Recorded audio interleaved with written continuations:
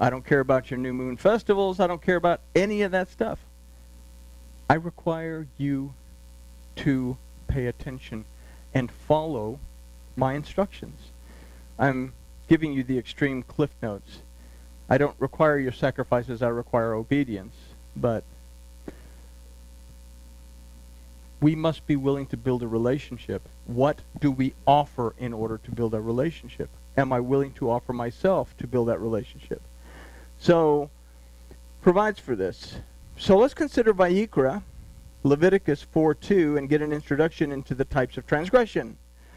Speak to the children of Israel, saying, if anyone shall sin through error in any of these things which Yahuwah has commanded not to be done, and shall do any of them. So very simply, this is saying, here's a listing of the types of unintentional transgressions.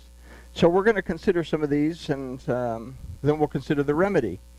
Verse 3 says, if the priest, okay, the Cohen, if the Cohen transgresses.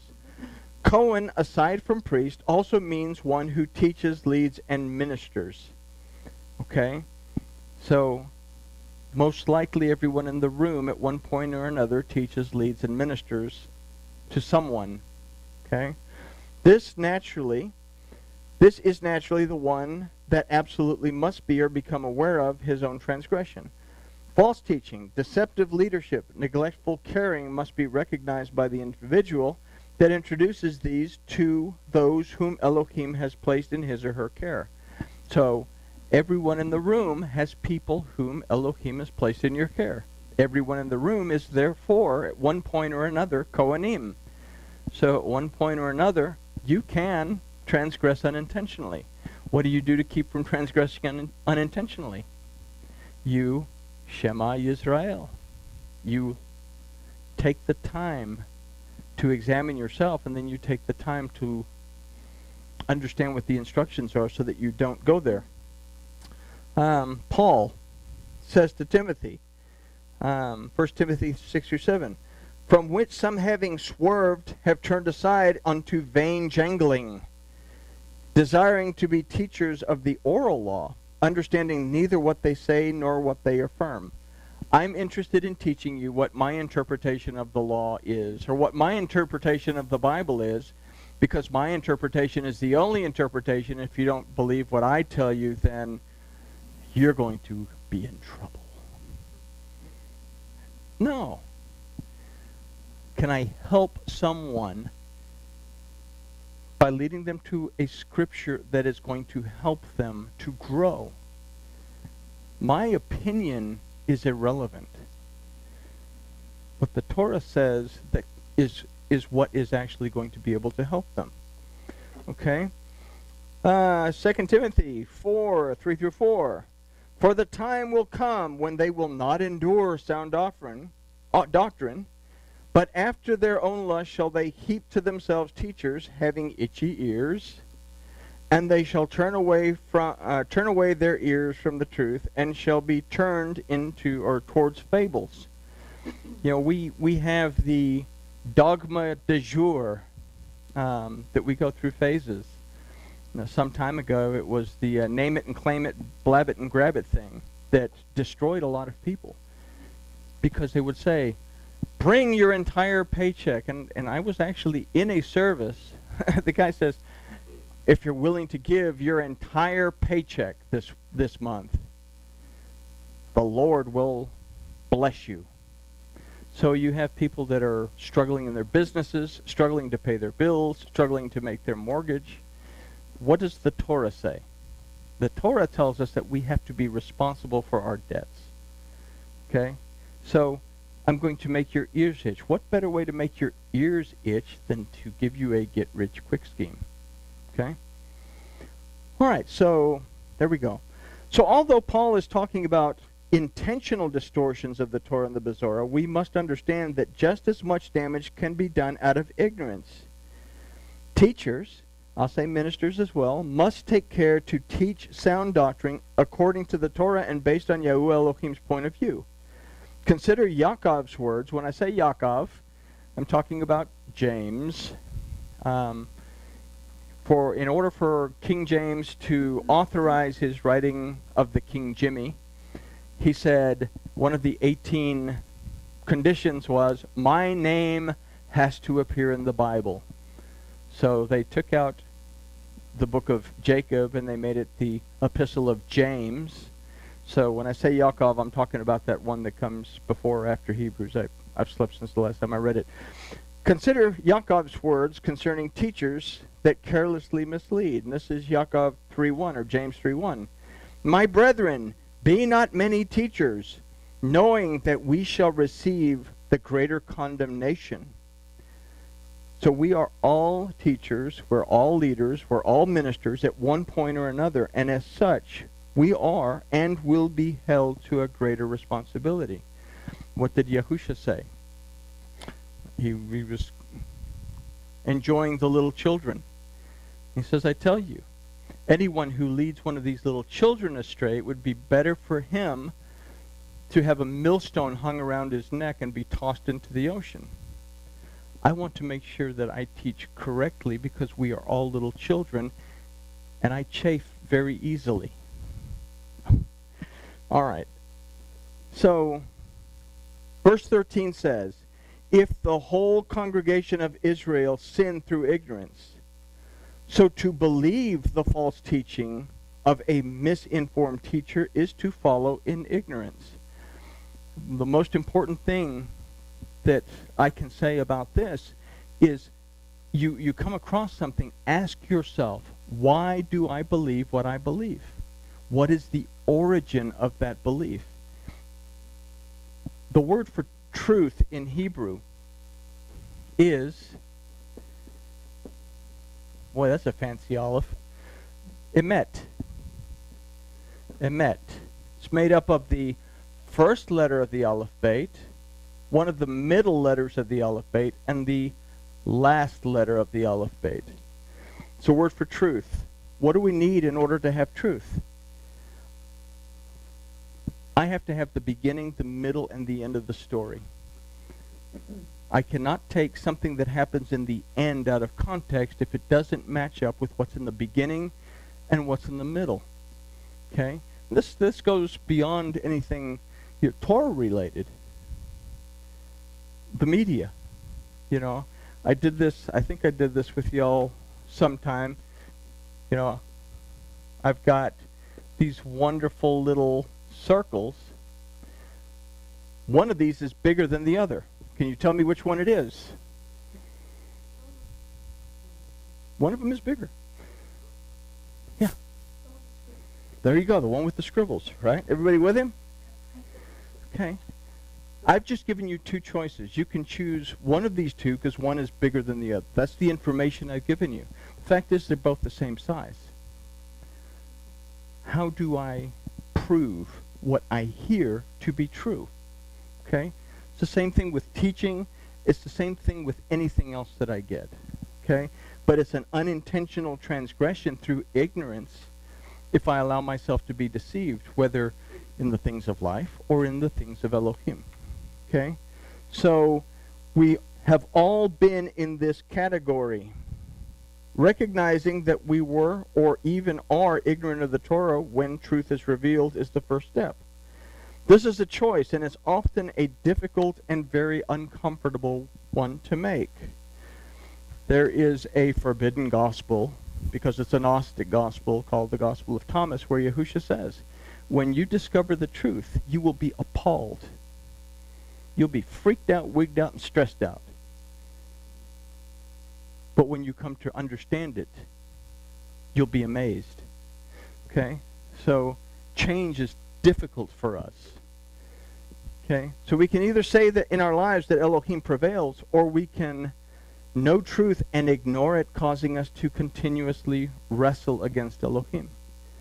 We can either say in our lives that Elohim prevails and seek to know the truth, or we can discard the truth, ignore the truth, and wrestle constantly against our Elohim. Verse 22, when a ruler has sinned and has only slightly transgressed the commandments of Yahuwah, he is guilty of transgression. We all know that Congress only slightly transgresses. And my grandmother's the Pope. You've heard of her, Juanita Paulette I. Anyway, No one has the privilege of not keeping the Torah of Elohim, not even slightly, especially those who are in leadership roles. Okay? We can take that into a more secular sense too. In this country, for example, we have a constitution. No one is above the Constitution. But it doesn't work out that way.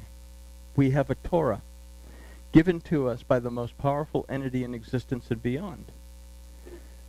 It gives us very easy rules to follow, but we want to do it our way. Hold the pickle, hold the let. Anybody remember that song? Okay. All right. Verse 27. If any of the common people transgress the Torah slightly, then they are guilty. This has to be understood. Neither the ruler or the common person can pick and choose. Transgression is transgression, and without acknowledgement, it becomes sin. The word for sin in Hebrew is chet. Comes from the root chatat.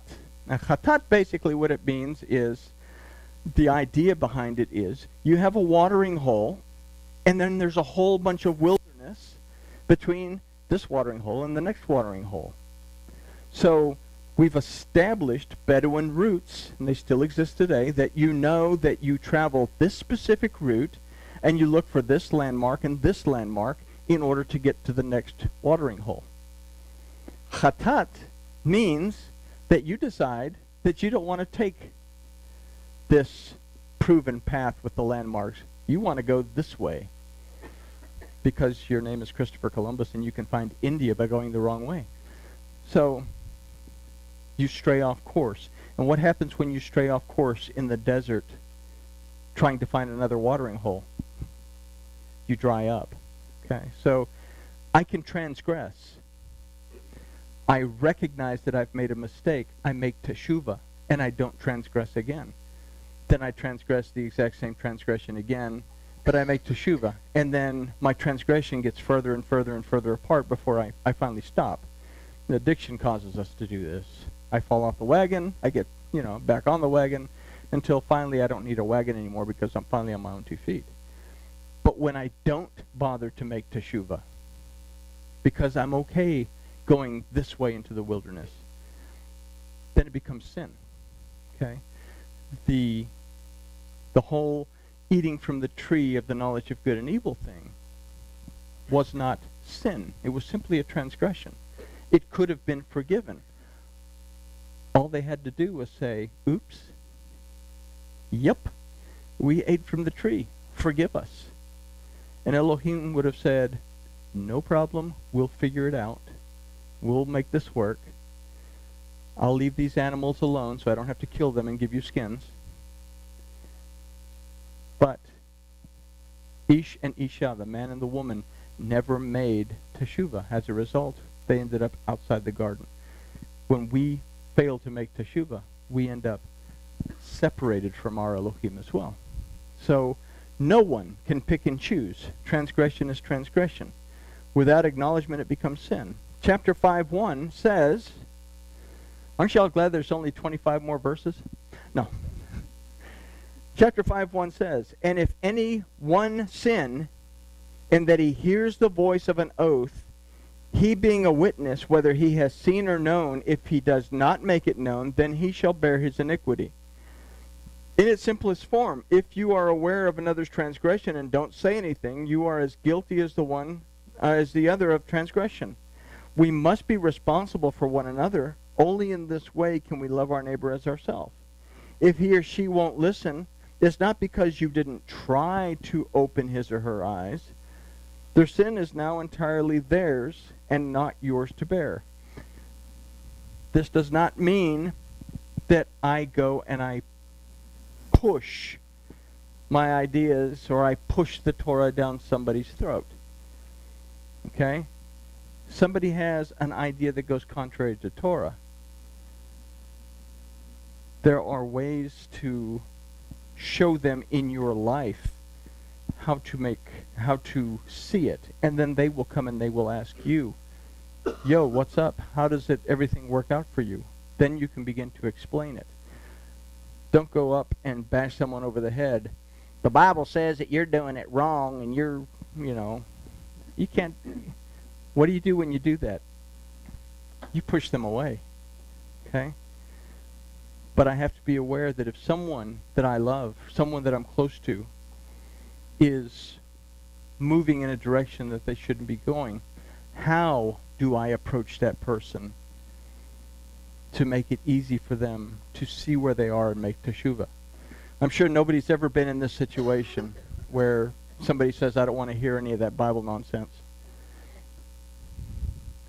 Okay, so if they don't listen, it's not because you didn't try. But now their transgression, their sin belongs to them. So the remedy for all of these is the same, and it takes us back to the first part of the study. We are to bring you and the animal side before the tent of meeting and give it totally over to Yahuwah our Elohim. The priest, the Kohanim, or the Kohen, has already put the blood on the horns of the altar for you. Yahusha made teshuvah possible and paid the blood price so that we could again approach Elohim directly. Okay? We say that he restored two kingdoms back together, but he also restored the realm of Elohim and the realm of the Adam back together. It's in the first verse of Bereshit. In the beginning, God created the heavens and the earth. In the Hebrew of that, we understand that it was through Yahusha that our relationship with our Elohim could be restored. But we look at this from a broader standpoint. Our relationship is restored with our Elohim through our willingness to believe and receive the Word. And John, in his gospel, in the gospel of the Bezorah of Yochanan, he says that those who believed the Word and received it were given the power, the authority to become the children of Elohim. B'nai Elohim, Bana Elohim, were given the power to be restored and established because Elohim prevails in their lives, because they believe and receive the word of Yahuwah Elohim. So, we must honor that by seeking to worship the Father in spirit and in His truth. Vayikra means the call, and it is Yahuwah that is calling us back to Him. Does Elohim prevail in your life, or are you wrestling against Him? Are you ready to draw near to Him? Homiletics 101 class says you have to put a corny question at the end of everything. But anyway, are you willing to listen to the voice of Elohim? And are you willing to begin to move towards that relationship with our Elohim? And I guess with that we say grooviness has been achieved.